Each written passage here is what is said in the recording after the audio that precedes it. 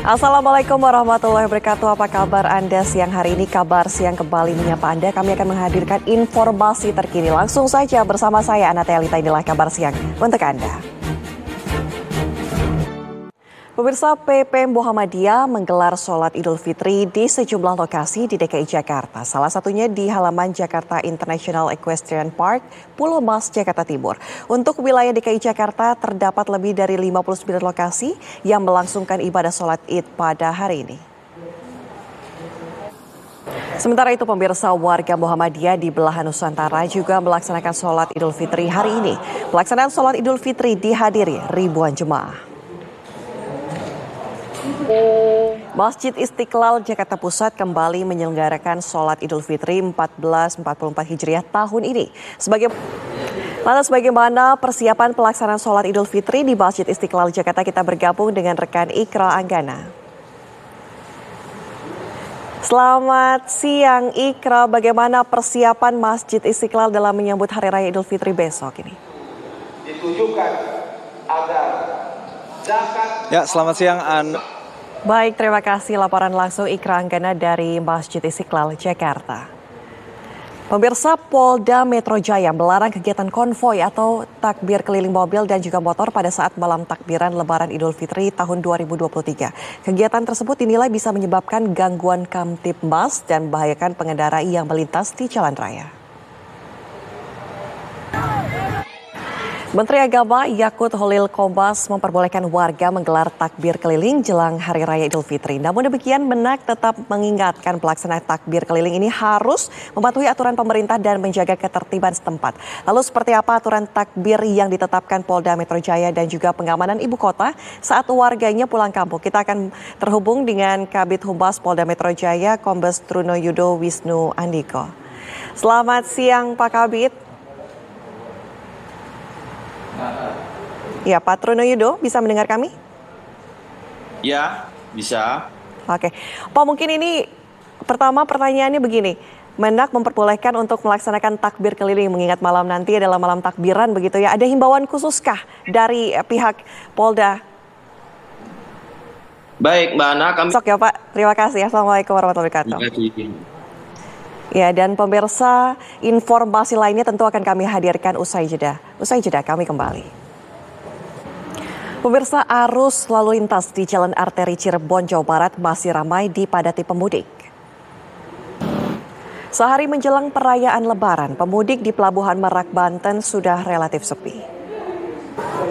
Untuk mengetahui informasi terbaru mengenai pantauan mudik di Pelabuhan Merak dan juga jalur Pantura, kita telah terhubung dengan reporter TV One Adi Mulya di Merak, Banten, dan juga Nadila Saleh di Jalan Arteri Cirebon, Jawa Barat. Kita sapa terlebih dahulu Adi Mulya di Pelabuhan Merak. Selamat siang, Adi. Bagaimana kondisi saat ini? Apakah sudah ramai kembali oleh pemudik begitu yang akan melalui jalur ini?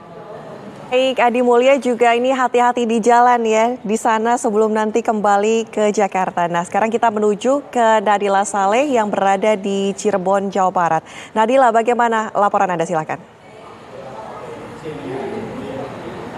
Saya mengabarkan langsung dari Cirebon, Jawa Barat. Sebelumnya sudah ada rekan kami Adi Mulya dari Merak, Banten. Terima kasih teman-teman, selamat bertugas kembali. Pemirsa, jelang Lebaran, harga sembako terus merangkak naik. Informasinya akan kami hadirkan sesaat lagi. Pemirsa, para pedagang daging di Pasar Keramat Jati, Jakarta Timur ini sudah menyiapkan daging sejak tengah malam. Harga kebutuhan bahan pokok di Surabaya ini masih mahal. Sejumlah bahan pokok seperti daging sapi, ayam, dan telur naik signifikan.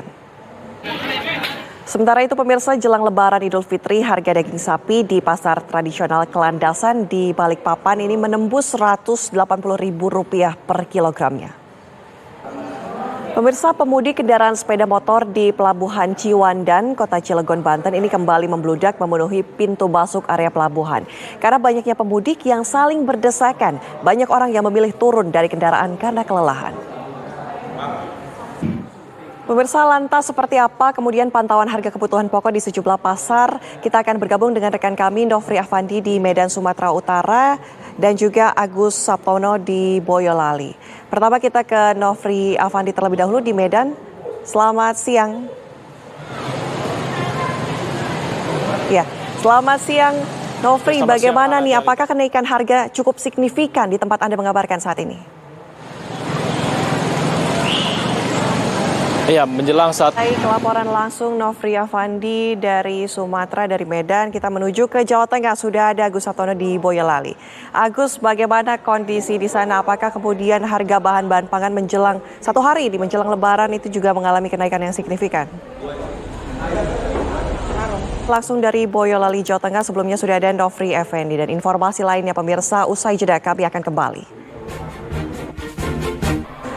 Pemirsa, Anda menyaksikan Breaking News TV One bersama saya Ana Tealita. PDI Perjuangan pemirsa disebut-sebut sudah rampung dan akan memutuskan mengenai calon presiden yang diusung dalam Pilpres 2024. Rencananya Ketua Umum PDI Perjuangan Megawati Soekarnoputri sendiri yang akan mengumumkan hasil keputusan rapat soal calon presiden. Dan untuk mengetahui informasi selengkapnya kita akan bergabung dengan Fahada Indi di Bogor, Jawa Barat.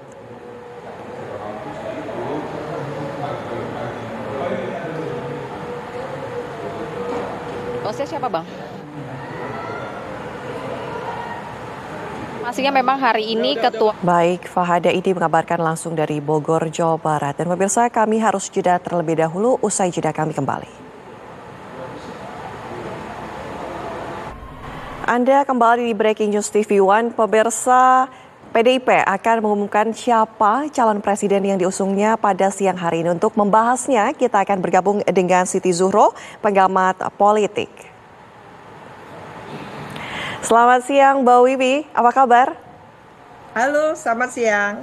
Iya, Mbak Wiwi, kalau misalnya kita lihat isu-isu yang beredar beberapa hari ini dengan juga adanya kedatangan Ganjar Pranowo di Jakarta, sudah kurang lebih 3 hari berada di Jakarta nih. Ada kemungkinan besar Ganjar diusungkah oleh PDIP? Ini seperti ini, melihatnya seperti apa?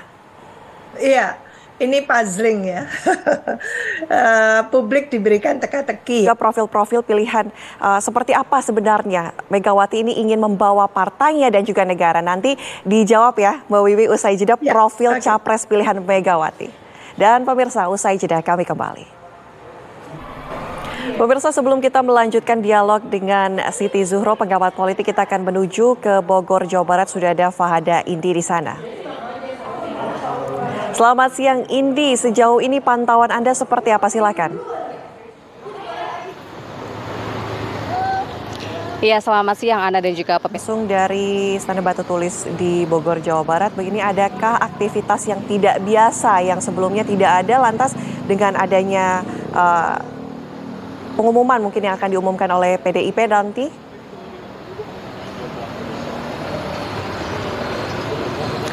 Ya, sejauh pandangan mata kami, Untuk mengumumkan siapa kemudian capres pilihan Megawati Soekarnoputri, begitu ya? informasi yang kami Kami harus jeda terlebih dahulu. Usai jeda Breaking News TV One, bahasnya akan kembali.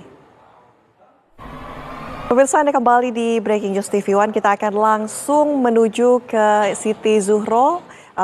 Kita akan membahas mengenai apakah kemudian PDIP ini mengusung Ganjar atau siapa. Nah, kita kembali ke pertanyaan sebelumnya. Mbak Wiwi masih bersama kami. Ya.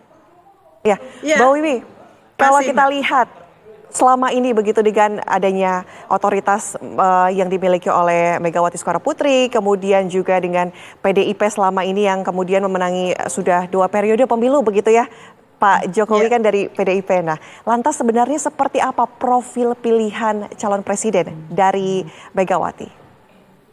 Iya, kalau kita mencoba memahami News TV One, selamat siang Mbak Siti Zuhro, pengamat politik. Dan pemirsa, kita Ya. harus jeda terlebih dahulu, usai jeda kami kembali. Masih di Breaking News bersama saya Ana Tealita, dan pemirsa, PDIP dikabarkan akan mengumumkan bahwa ada calon presiden yang kemudian akan diumumkan oleh Megawati Soekarnoputri siang ini, dan kita akan menuju langsung ke Istana Batu. Siang, Ana.